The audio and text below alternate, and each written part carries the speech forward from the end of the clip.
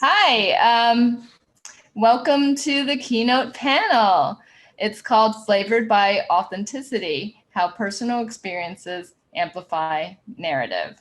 And I am Sande Chen. I'm a writer and game designer. I'm currently working on several projects in the vein of serious games and also in entertainment. I really am interested in this topic because I think that the personal is very powerful and is able to connect people of different cultures to understand and empathize with each other. But let's introduce the panelists. Kim, would you continue? Sure. Hey, folks, my name is Kimberly Unger. I've been a games industry professional for over 20 years now. I started my career on the art and animation side and eventually crossed over into game and narrative design with a side of business development. By day, I work for Oculus in virtual reality, and by night, I write science fiction about where all these app-driven superpowers are going to take us. On authenticity in particular, my focus is a little more on the entertainment side, looking to find ways to connect players emotionally to characters and to locations within a game. And in particular, trying to find ways in which we can reach as broad a number of people as possible, trying to find authentic moments that speak to people, in all stages of their life. That's it for me, and I am going to pass it over to Juliana. I knew you'd do that. Hi, I'm Juliana Lowe, and I'm an XR artist. So I've spent years in the game field doing casual games, mostly working in the art section or art areas, and then moved into new forms of media such as 360 filming and the VR, which is what I'm currently doing. So my interest basically in terms of authenticity is discovering new ways in which the stories are being told over different media, and to again, like all authenticity stories, I'm trying to find ways that help us to connect with not only ourselves, but from people all over the world, and to sort of move us away from the Western-centric model of thinking to a more globalized perspective. Thanks, and on to you, Matt. Thank you. I'm Matt Farber. I'm an assistant professor at the University of Northern Colorado. I direct the Gaming SEL Lab along with William Merchant, and we explore the intersection of games and social and emotional learning. I have a brand new book, which is out literally now, called Gaming SEL, Games as Transformational to Social and Emotional Learning, Amazon, it's right there. And I look at how games can afford children to manage emotions, perspective take, develop empathic concern, and exhibit pro-social behavior, particularly commercial games, because they are designed experiences that include emotions. They're not just rote learning tools like some educational games can be. And I also collaborate with Games for Change. This morning I was judging the Student Challenge, and also UNESCO MGIEP, the Mahatma Gandhi Institute for Education and Sustainable Programs. I co-authored with Dr. Susan Rivers of I Thrive Games a chapter on leveraging technology for SEL programs, and I'm in another project with them again this summer, and we research games. We just are writing up results of the game Bury Me, My Love, and curriculum around that interactive fiction game with about 300 children in the United Arab Emirates. And that's it for the top of my head right now. Wow. Yeah. I feel like I should have padded my resume a little bit more. So many things, but I think most of the stuff I'm working on is under NDA, so they actually, you will find out about it later. But let's talk about authenticity. I mean, I've seen there's been many talks about authenticity, and it's little bit of a buzzword, you know, in terms of narratives, interactive and even non-interactive narratives over the past 5 years. So I'd like to ask our panelists, how do you define authenticity when it comes to creating a game or interactive experience? Matt. Sure. I would say authenticity, like I go through an educational lens or a classroom lens, and authenticity is something that is desired part of project-based learning in classrooms. But of course, classrooms and project-based learning are based on modeling what happens in the real world skills in a classroom environment, right? So authenticity to me is something that is connected to the real world, solving a real world problem, talking about maybe a social impact issue, something that is actually authentic. But when we talk about games, games having authenticity, I also think about mental transport into virtual worlds. And is that authentic? Is that world structured correctly, properly, with the right voices and diversity represented without appropriating other cultures? So thoughtful design is something that I do think about as well. Right. So I have a different perspective. I think for me, authenticity is in the details. For instance, if I'm watching a show and I guess the writers didn't really know about that specific culture, or they didn't know there's no Starbucks in Sleepy Hollow or something like that, then I can spot that because, you know, I've been through those experiences or I've been to that place. And for me, then you know, if I didn't know that they were filming in Georgia or someplace else, that, you know, that's not really that location. So that for me is where I feel like, oh, these writers or these developers or these creators, they really know what they're talking about. This is a really authentic piece of fiction that, you know, you could pull from reality because it can really speak to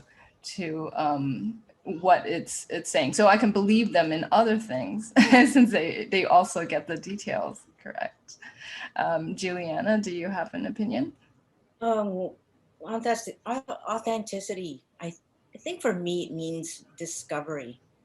It's, you know, I think a lot of times stories historically have been told from a particular perspective that doesn't really include the voices of, you know, diversity and inclusion. And so when I think of a story that speaks to me, I'm wondering whether or not there's anything that I can gain from it, because stories are really just a series of echoes. It's a series of consequences that flow through that you could either play in a game or read.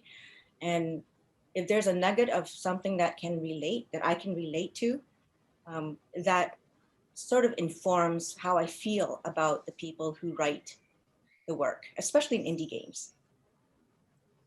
Kim? Thanks. So I tend to approach authenticity from an emotional perspective.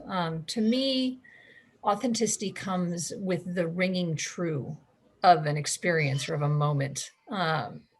There are restrictions involved, right? When you're working in film, when you're working in games, sometimes the narrative requires you to add an element that's not there in real life, right? So speaking to what you were discussing, Sandy, about real locations and doing your research and making sure that everything matches up.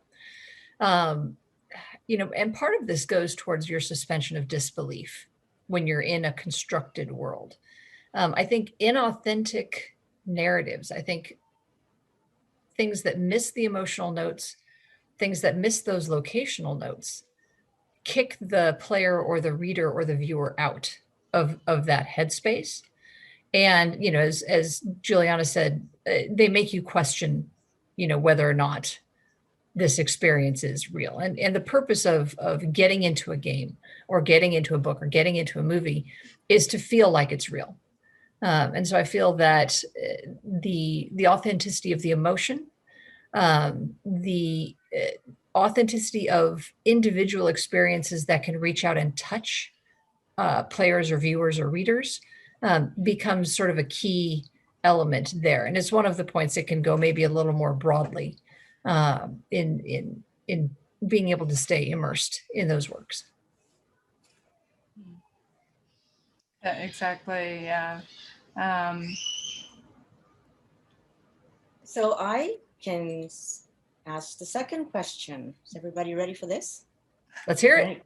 Okay. Oh, not ready. Well, you're gonna. So authenticity can be a double-edged sword. On one hand, you have the potential to connect with viewers or readers or players who all have similar experiences. And authenticity can be a powerful touchstone to draw them in. On the other hand, you can run into the quote unquote Mary Sue problem, where misused authenticity can kick the narrative over into one person's individual daydream. This result can be fun to watch, but the players may not connect to the narrative as strongly. How do you work to ensure authenticity informs the narrative in service of the deeper connection? And I'm going to go to Matt first. Can you repeat the question?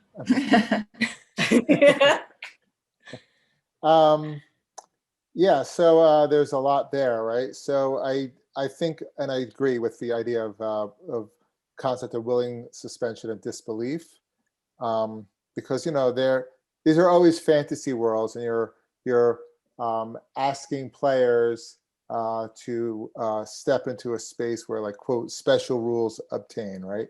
And in that space, I think the only way to ensure it, really, I would say, is through playtesting, actually. I think that amount of feedback is really important, and have a diverse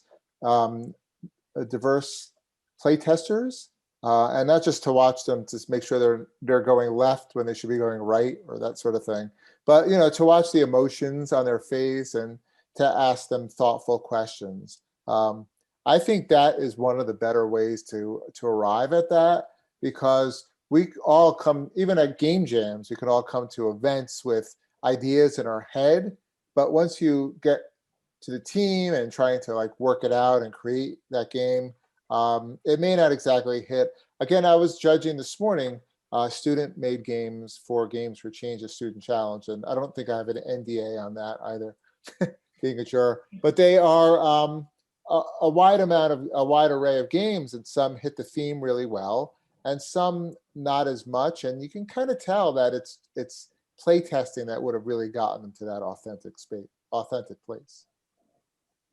Mm.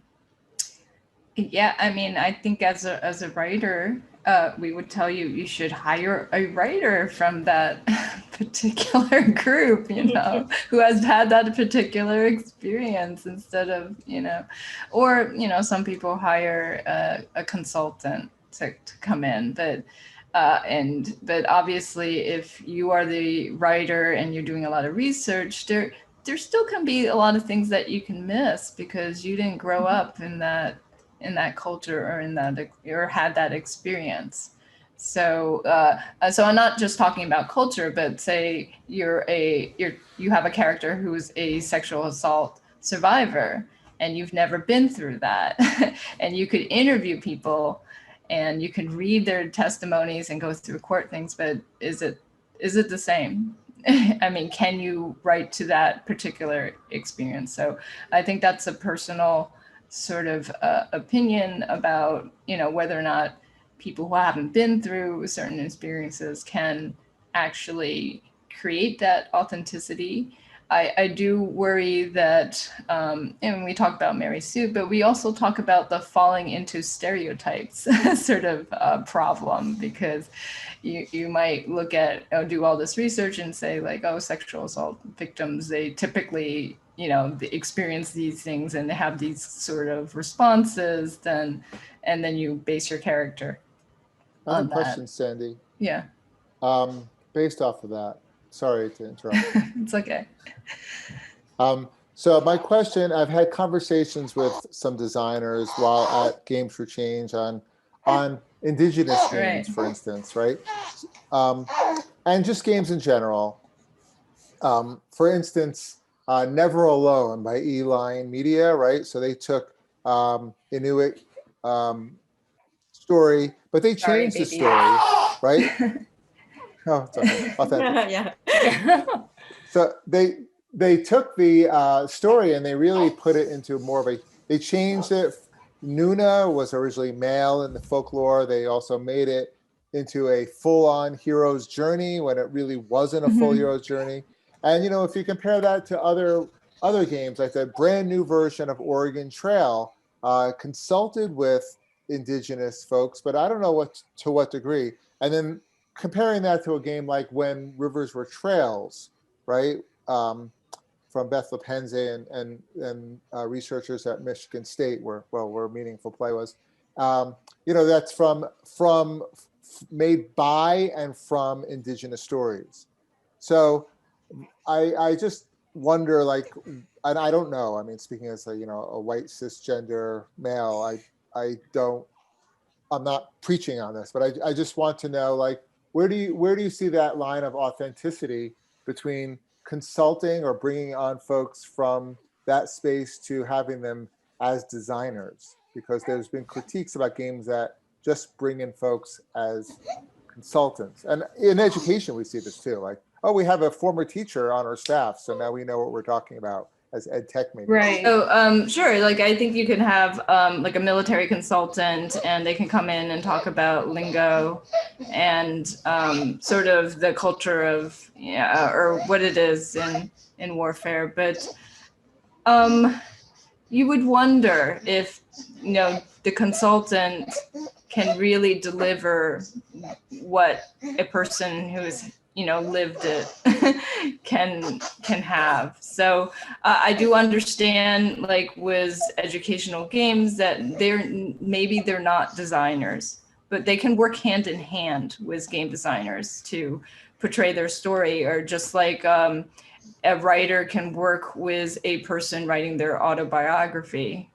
That person who wants their story told may not be a writer, but the writer can help them deliver their story in a way that's interesting and is more palatable, or people can follow it better, than someone just writing their memoir. So it can be happen that their memoir is really interesting and just naturally they wrote it themselves, and that of course would be authentic. But you can think of that as as a consultant coming in, is that they're going to try to help them form it into a game-like experience. And most of the time, the consultants who come in is just, I think it's harder when you haven't had the experience, and it depends on how central it is to the narrative. I think, just to interject here, I think this is it's good to point out that bringing in these kinds of consultants, right, or finding the experiences, the lived experiences that you need to inform a game design, that needs to happen early, right, as early as possible in the game's design, rather than being something that happens after the mechanics are set, or something that happens after even after the gameplay genre per se is set. Because the earlier those elements can come into play, the better it can inform an authentic experience through the entire process. And it'll keep you from stepping in potholes with regards to narrative elements that are maybe included to drive game mechanics. It'll help you avoid traps that require you to adjust the personal experience simply because you've committed to this game design, or you've committed to that mechanic. So it feels like this is something that really should be part of the initial concepting, rather than something that gets added on as you get through towards the end. I think I like what you had to say, because I mean, this might not be a game, but there was a controversial issue with Mulan, right? Mhm. So that movie, which was written by a team of people represented by Disney who didn't know the authentic culture or some of the touchstones, which you've mentioned. And I think it, and of course, when that went out, it created a bit of an anti-buzz on a movie that was supposed to be great and wonderful and authentic. So you're right about that. And if they would have taken that and moved that into the game sphere, Mhm. like I am not quite sure how successful that would have been as well, just because of that that disrespect in a sense Right. to what was actually supposed to be real. And there's been a lot of backlash against the westernization of, say, stories like, Ghost in the Shell and stories that were originally from another country, and yet we've started to place them in Seattle and maybe in modern day and try to fix them and put them in a Western culture kind of way. Although I think they did that in the past with musicals and and everything. It's just a different feeling now when Yeah. we talk about doing those things. And it's interesting because that's, leads on to other subjects that we'll talk about, which is the appropriation of culture, right? Right, So right. in such, movies as, was Kung Fu, like that was a TV pilot, I think in the 60s and 70s, I believe. Yep. And Doctor Strange, which, he's, he's westernized. So yeah, I think we'll continue talking about that. And shall we go to the third question? Yeah, why don't I pick up with that one? So, and this actually kind of dovetails with what we've been talking about, right? That game narratives come from all different kinds of teams. You have solo individuals who are doing their best.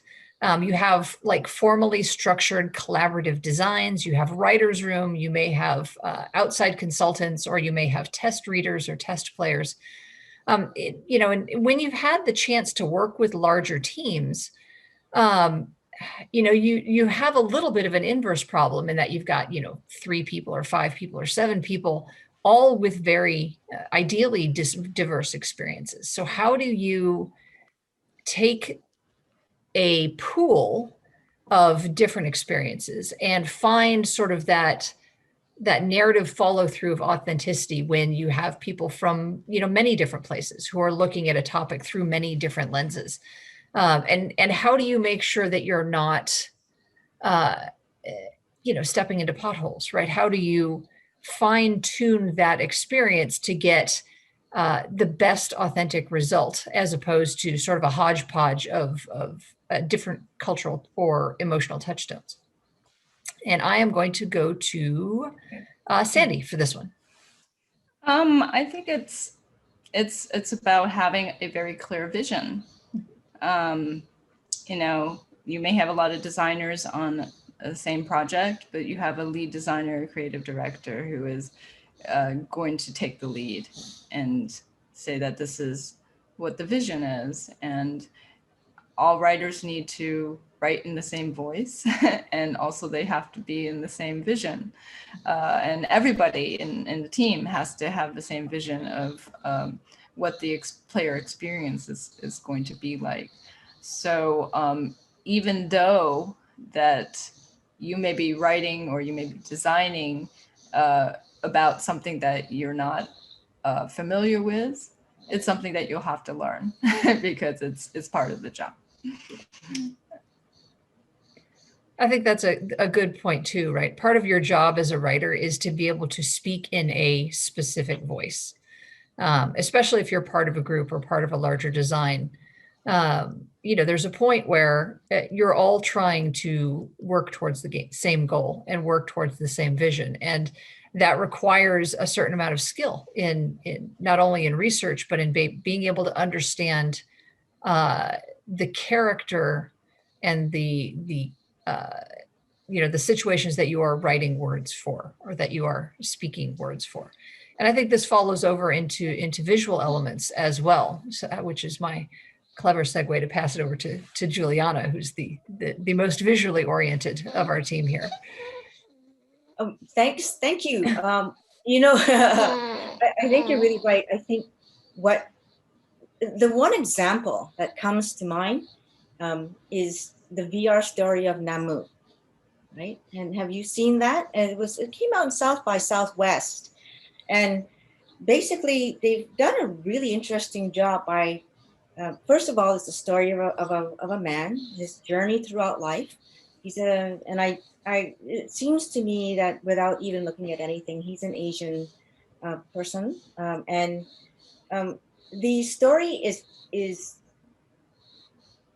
it's created and consists of many different writers, but they use a metaphor of a tree, to express what it's like for the man to be a little baby. He's got a few items on his tree, and then he grows up, and the more he lived experiences he has, the tree becomes larger and bigger, and then when something happens that, like in one of the scenes, I don't want to tell everything, but he loses somebody and he goes through a trauma, and then the tree, sort of kind of tilts over, becomes really large, and it also goes through the trauma that represents, what's going on in his life. And ultimately it reaches the end point where I think, according to some of the reviews I did, I cried. I actually cried because it was so moving and so touching. And the touch point there is being able to create a story using a metaphor that relates to us, so that, that we can understand and share in the human experience. I played that as well, based on your recommendation.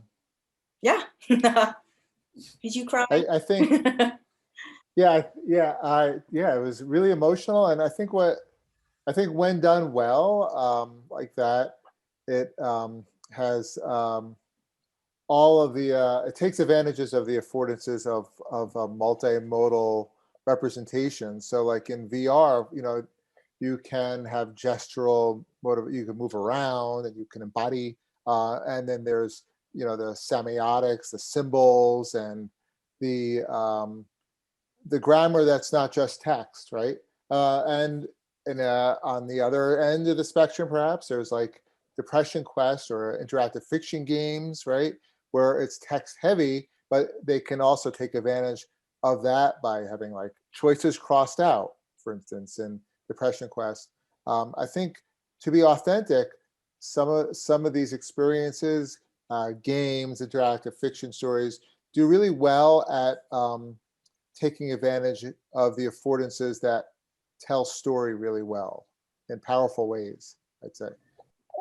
Well, and I think that actually that's a pretty good segue into the next question, which is, how can these experiences offer a window into not only diverse experiences, but more broadly social experiences, right? Real authenticity can often offer diverse stories even within subgroups, and it kind of deliberately, I would say, avoids that monolithic experience, right? We're looking for points of commonality, not in massive groups per se, but points of commonality that cross over, and that this group can touch on, and this group can touch on, and this group can touch on, rather than just sort of catering to a broad, generic, stereotypical whole. And Matthew, I'm going to let you continue Okay. along with this one. I think, again, it all comes to thoughtful design. So in my book, I spoke with Daniel Brofeld, who I was on a panel with at Games for Change a couple of years ago, and he works for Facing History and Ourselves, and he speaks to what is appropriate and what is not appropriate. And especially in classrooms, we look at things like if you can write a journal from a marginalized person's perspective, which kids do a lot, does that mean then you could do a skit or role play or play a game or VR, which is even more immersive, right? And no, there's not a straight ramp up that. Teachers and educators need to be very thoughtful of that. Games can be really alluring, I think, in that they have complicity as part of like a mechanic almost, like, or an emotion that you can feel, like this gotcha moment, right? And a gotcha moment, example that I gave in my book that is acceptable, I believe, at least by what the Zinn Education Project also recommends, and Facing History, is I used to have kids say what they want to paint on their bedroom ceiling for what they've always wanted to paint. And I would say, okay, now go under your desk, here's some tape, and draw it, right? So for like 3 minutes, they could maybe feel sort of what Michelangelo felt, right? But Michelangelo wasn't oppressed, and he wasn't oppressing people. Daniel at Facing History had a traumatic experience when he went to school where he was told, and I shared the story with other people, and they said they've had the same experience. And I've never heard of this. It shocked me too. They had to go under their desk with other kids, and then teacher would say like, well, that's what it was like to be in the Atlantic slave trade. And you know, that is, just because you can doesn't mean you should, right? I think one of the better experiences I've had in VR was Anne Frank House VR. And in Anne Frank House VR, you don't become Anne Frank. You are in a museum. I think what VR does really well is like a dark ride or museums type of experiences. And there, if you can't be in Amsterdam, you can be in the museum, and you explore the museum, and the audio is as if you were like, you know, and they have those headsets, and I press the UK flag for English, and that's the experience. But you don't become Anne Frank. And I think authenticity in the environment is really executed well, because you are in the attic and you're exploring, but you're not taking that step that is tempting for designers and even for teachers to leap into, which may not be appropriate. So that leads me to this question. So how can we thoughtful design express authenticity without hijacking like a person's personal story? That's a great question. And I think you know, I've written about this also on what's called, it's a really mouthful of a name, and I didn't make it up, but it's called Autopathographical Games. And Dr. Sandra Danilovic, and she's a professor in Ontario, and she presented her dissertation work at Meaningful Play on this, and she has a book coming out on this. And she did game jams where folks would get together and they would make games based on this. An example of one that is commercially playable would be That Dragon Cancer. Depression Quest is another. Fractured Minds is another, from a 17-year-old girl who made a game about her struggle with social anxiety and depression. And how do you make that? I think it's really the context of it, because when you're making a game, which is an illness narrative like that, we could think of other forms of media. So autopathography, I told you it's hard to say. Other examples are like Prozac Nation, When Breath Becomes Air, My Stroke of Genius, of Insight, rather, about, it was written about a doctor who had a stroke, and she wrote about the experience.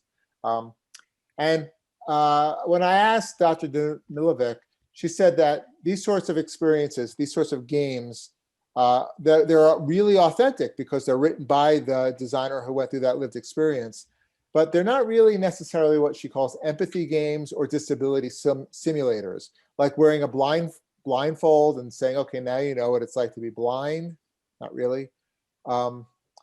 It's sharing an author's personal experience. They're not exactly inviting players to become the author.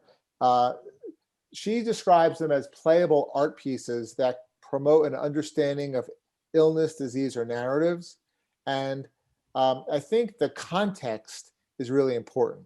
And I think that often gets lost in conversations and games, sometimes in classrooms, because they look like the all-in-one, they can do everything. They can teach and assess and all that in one. Like, play this game and you will learn this, right? But there's a lot of context that needs to be accompanying it, including trigger warnings and content warnings. Mm-hmm. So I might say that I look at it from a different point of view, from the writer's point of view, is that you can still have and express authentic experiences, but not exactly tell your personal biography, because people in oppressed countries, they have done this in film and in books. Like in China, they have a lot of historical dramas that actually talk about the present day regime. Or in, you know, in occupied France, they did that also. They talked in symbolism. And when you write, you don't necessarily have to spill your guts and be exactly right. You could even use a fantasy world and have an allegory about it that people would still understand, as long as the emotion and of what you're trying to say is going to come through. So it's not necessary to be exact on all the details. As I said before, that, you know, that is part of the viewer feeling like it's authentic. But you can also have a fantasy world or a sci-fi world where you feel like the characters are really authentic in how they act and how they feel.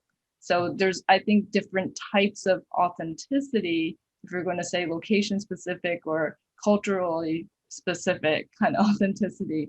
But in terms of how would a person act because they've been through these experiences or had this cultural background, you can definitely transport them to something that is, you know, symbolic or allegorical, or just similar, because it's about how a person would act.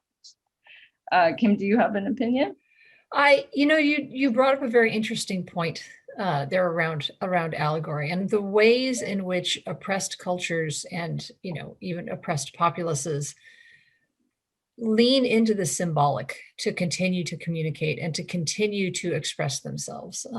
And this is, this is not specific to Western culture. This is not specific to any other culture. If you look at the history of almost every nation, there are periods of time where whichever group is being marginalized has leaned into art, has leaned into nursery rhymes, has leaned into you know, plays, and all of these different methods in which you can express yourself and critique and criticize what's going on around you, but by couching it in the frame of art, if you will, that allows that discourse to happen without, I won't say that authorities don't come down on it, but it gives it sort of a way around what otherwise would simply be an authoritarian Around hammer. the censors, basically. Exactly. And it's, you know, this is,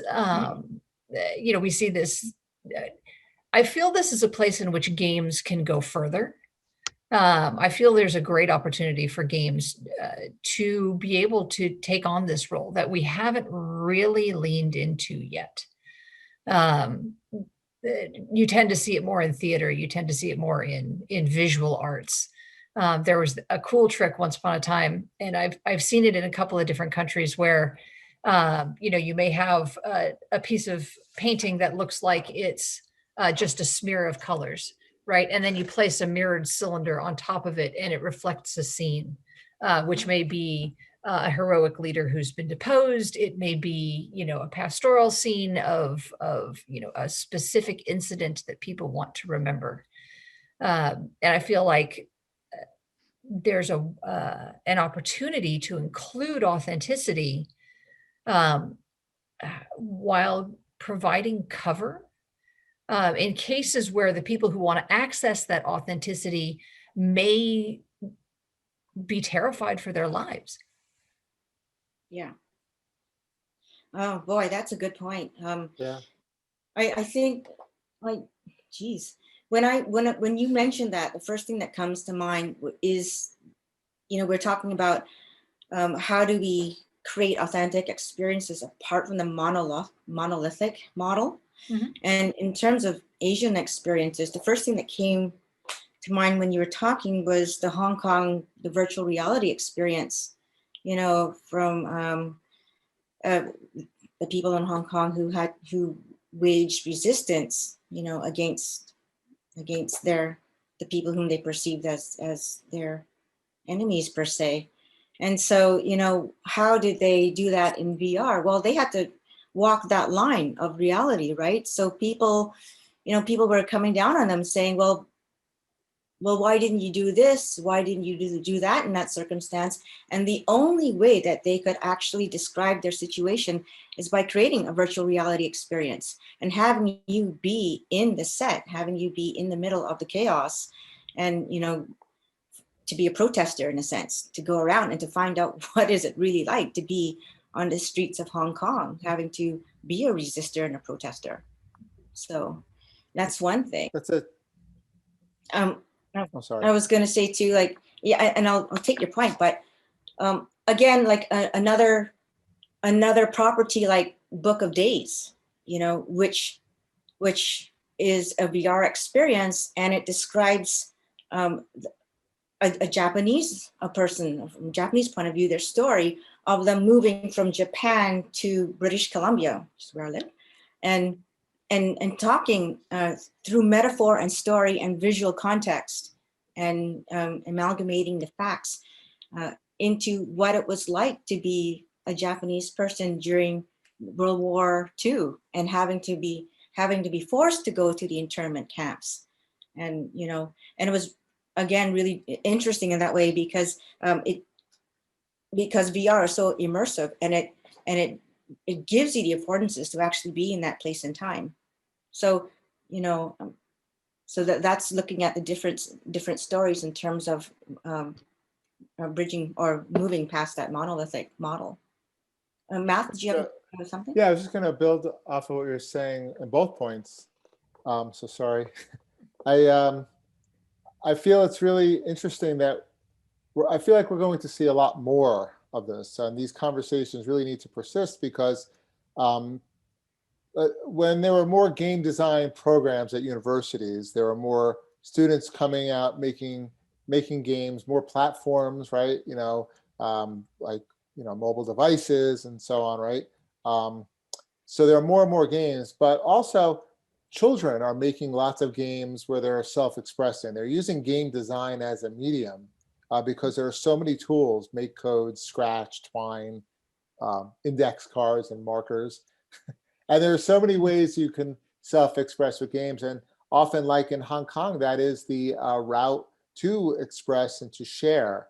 So yeah, I think that's really something we're going to see a lot more of, I think.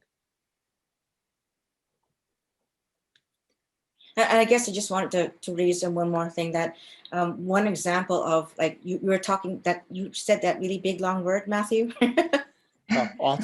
Autopathography, but it's a pathography or a you know, you're something that's, yeah, pathology. I was going to bring up, like, this, we all got to see, we all spoke at South by Southwest this year, which was a real privilege, but we also got to see a film called 4 Feet, you know, and it was a recounting of a woman who was in a wheelchair going through life with a disability. And Sandy, to your point, you know, she expressed her life actually more so in facts and story, and through the relationship that other people had with her. And it was really a story about her assertion to be perceived as quote unquote normal in this world, and to be treated as someone who is quote unquote normal. So far we've talked about illness and trauma and oppression and sexual assault and all these really heavy, serious topics. And being authentic doesn't necessarily have to be so burdensome. I mean, can you recall something that's more joyous that would give authenticity? Or Matt?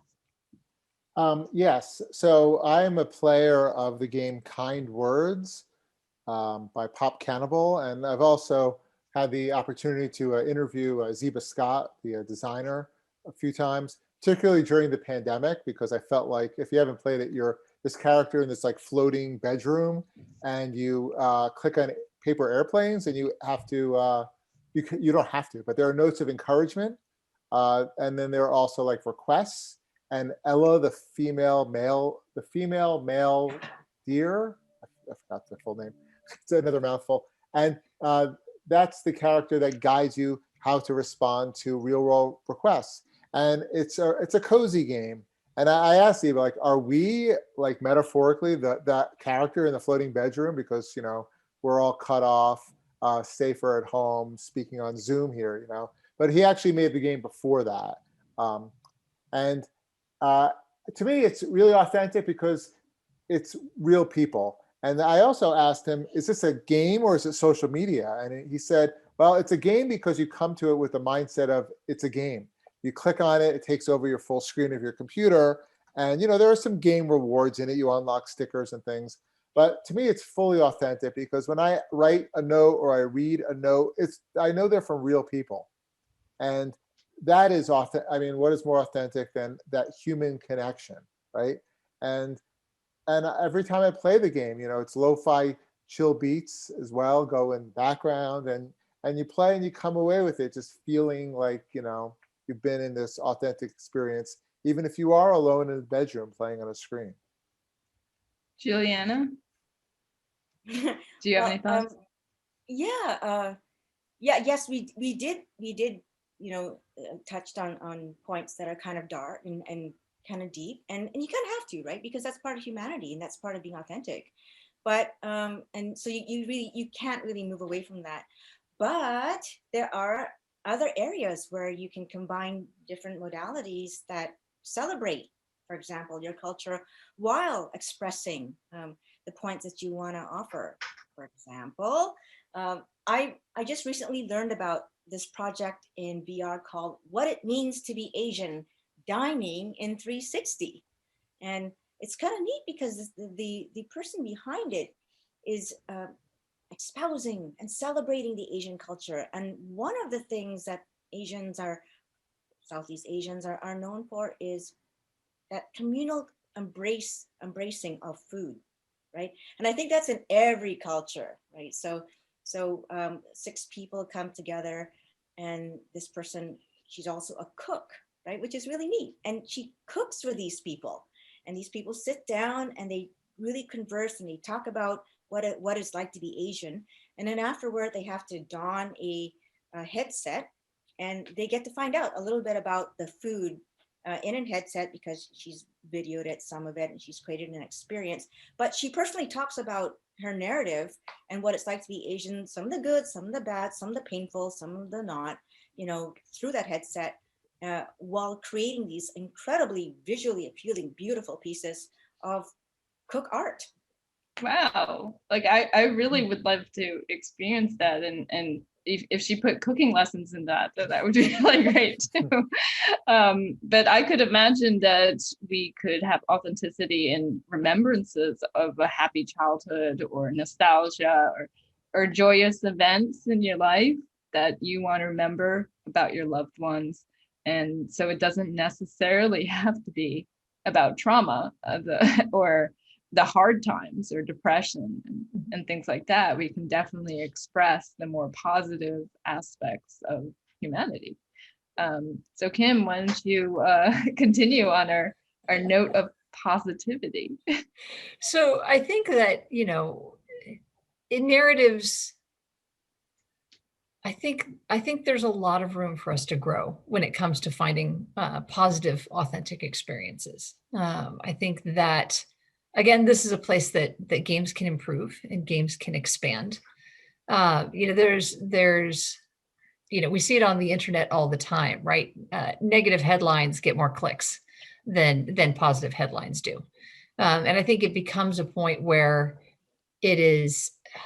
it feels more important to connect to the negative than it does to connect to the positive. But the truth of the matter is there needs to be a balance. We need to find a way to, you don't have to go full saccharine happy ending, but, you know, ways in which you can elevate through these narratives and elevate everybody who feels an emotional connection to your game, as opposed to simply saying, okay, everybody feels bad when we're done. good job. We've made a connection. This is authentic because everybody's crying. I feel like there's got to be a way for us to find those moments of joy as well, and find a way to elevate them so they're as powerful as the notes of sadness that tend to pop up all the time. So we don't have to make the player cry. We could, they could cry tears of joy. Right.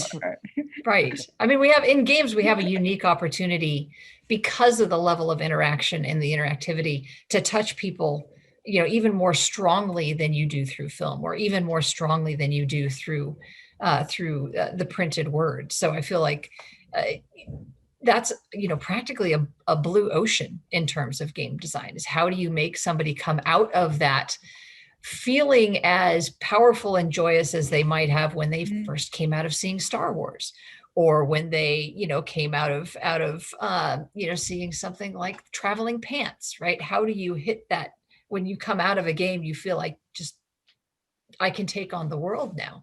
And how do we drive that from an authentic place, as opposed to it just being, a fantastic ideal? Right. So, I want to thank all of you for being in this discussion with me. And I hope that everyone who's watching has found this fascinating as I do. And we will be on the Discord for Q&A. So see you there. Thanks for joining us, everybody. Thank you. All right, thank you. Bye. Yeah.